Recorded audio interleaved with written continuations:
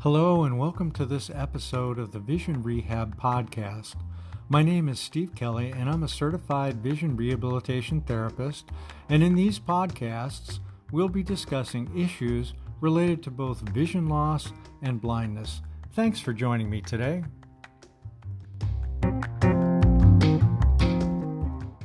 Hey everyone, today we're going to talk about blindness and white canes. Oh, hey, what just happened? Where did everybody go? Okay, so there was a great essay in the New York Times in 2014 by Rosemary Mahoney titled, "Why Do We Fear the Blind?" And in it, she mentioned reading a survey that found Americans reported feeling more afraid of blindness than diabetes, cancer, or even heart disease. I mean, these are fatal diseases, right? So it's no wonder that announcing that the topic is going to be blindness and white canes is one great way to clear out a room, even a virtual room, right? So nonetheless, October is White Cane Awareness Month, and it's a great time to remind drivers to be mindful of pedestrians with a white cane and just bring a little more recognition to the white cane as a tool for independent travel. So now that everyone's left the room, I'd like to share a personal story that's frankly a little embarrassing, and I hope a bit educational for anyone listening. So when I first learned of my own eye condition over 25 years ago, I too was feeling very, very fearful of losing more vision and possibly becoming blind, like the survey respondents in Mahoney's article. Even though I'd always been very nearsighted, I didn't really identify as someone with low vision or blindness, and frankly, I knew nothing about blindness except that Braille was used to read and white canes were used to walk. So about this time, I joined my son's junior high field trip to the Boston Museum of Science, and as I was walking up a long flight of stairs to the second floor, I saw this guy with a white cane way across the room, tapping it as he walked toward what appeared to be a corner. And I immediately jumped to the conclusion that because he had a white cane, he needed assistance or might get tripped up by the corner. So I froze on the stairs thinking the right thing to do was to be a good Samaritan and run over and rush to his aid to guide him through the corner wherever he was going and help him out the door. Instead, I couldn't move.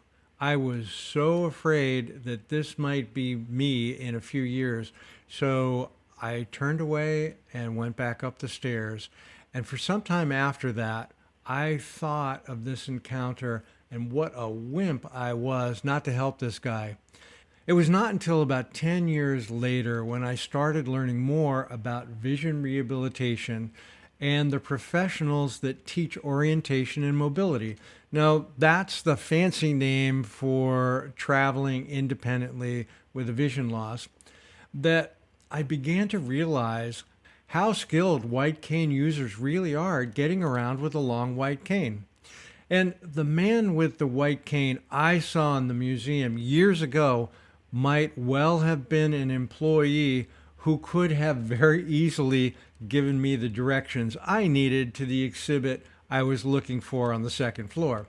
My point here is that my first impression, I'm embarrassed to admit, when I saw the white cane was to assume that this guy needed help. It never even occurred to me that you could travel around wherever you wanted to go with limited sight or no sight at all for that matter if you knew how to use a white cane, and that there was a high level of skill to it. I had no clue that there were professionals who taught this skill, and in fact, I later learned that most people who use a white cane actually have some functional vision and use the white cane as a tool. So if you're wondering how to get started learning more about traveling more independently with a white cane, find an orientation and mobility specialist in your area. And you'll find them most often at state or local agencies providing services for the visually impaired or blind clients. And listen, by the way, there's usually no charge for these services either. To find an agency in your area, just call the APH Connect Center at 800-232-5463. And one more time, the APH Connect Center is at 800-232-5463.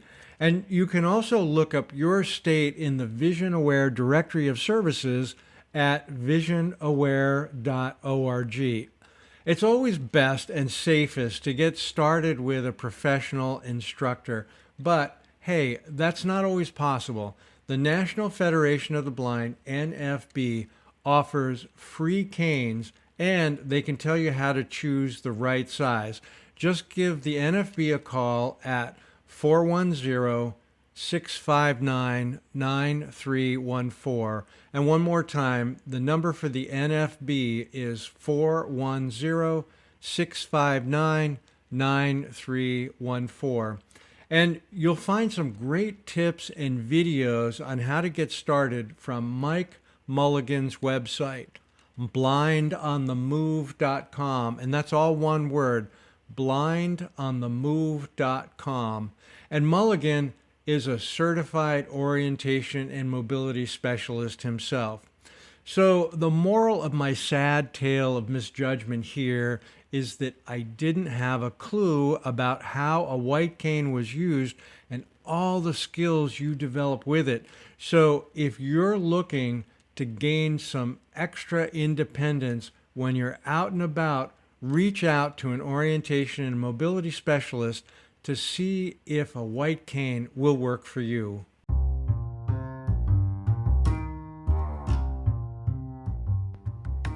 Thanks so much for tuning in today to the Vision Rehab Podcast. I really look forward to you joining me in future episodes. If you'd like to get in touch, please email me at lowvisiontech@gmail.com, and that's spelled LOWV as in Victor, ISIONTECH@gmail.com, or visit lowvisiontech.com, and have a terrific day.